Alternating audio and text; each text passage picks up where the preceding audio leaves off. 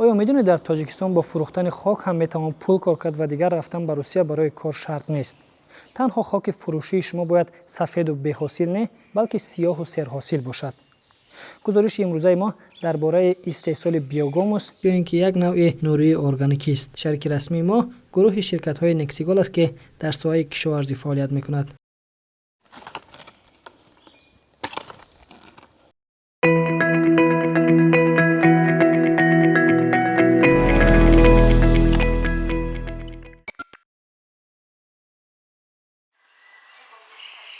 اینجا رو برای کشت یگان نوع زراعت پوبل و نرم نمی کنند.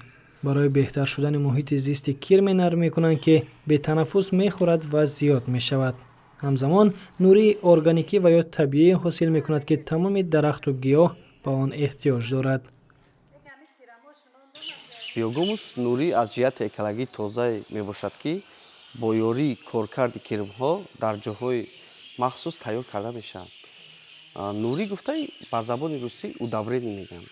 нурӣ ки мо имрӯз тайёр кардем барои деҳқонон, барои дар маҷмӯъ ба ҳамаи онҳое ки ба замин сару кор мекунанд, метавонанд ки ҳамин нурӣ ки мо тайёр кардем истифода баранд.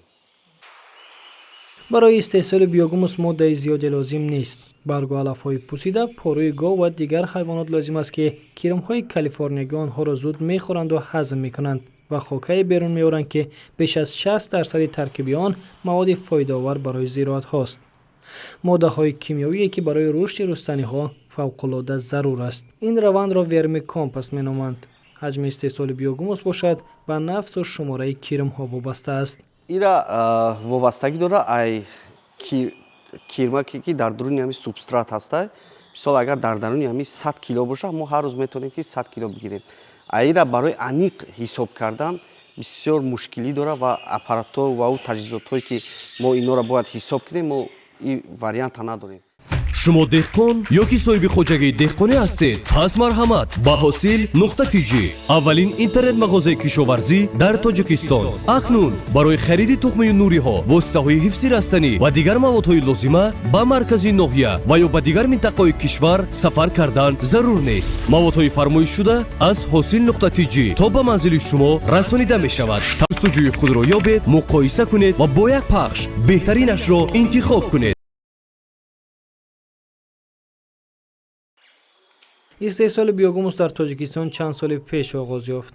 نظر خوجا سنگاکوف 3 سال پیش این کار را در ناحیه جیهون آغاز کرد. بعد دیدن چند ویدیو درباره استحصال بیوگوموس از دهقانان ازبکستانی با خود گفت که چرا این کار را در تاجیکستان آغاز نکند. میگفتن که بیزنسی مقصد کلونه چیه ما نمیدونستیم.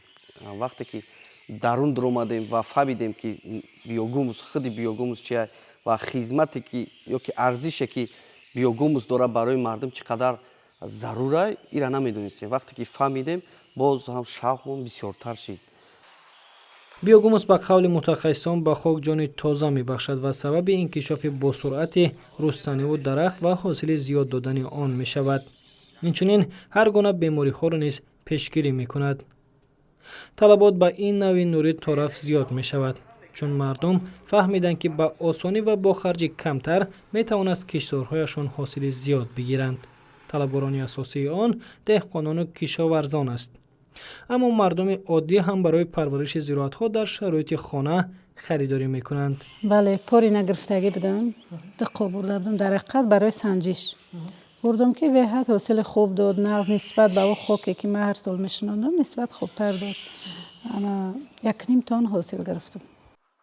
بیوگوموس به جای نوری‌های مینرالی کیمیایی نیز استفاده می شود و برعکس این نوع نوری زمین را در دراز مدت آلوده و کم حاصل نمی کند. قیمت آن هم در مقایسه با نوری‌های کیمیایی به مراتب ارزان تر است. آن را می توان برای پرورش تمام رستنی و درخت‌ها استفاده برد، زیرا زمین را سر حاصل می کند. بیوگوموس حاصلناکی تمام زراعت را تقریبا از 20 تا 70% بلند می بردارد. برای مثال اگر شما از 1 هکتار زمین تا 20 تن کارتوشکا حاصل بگیرید با استفاده از بیوگوموس می شود تا 30 تن حاصل گرفت.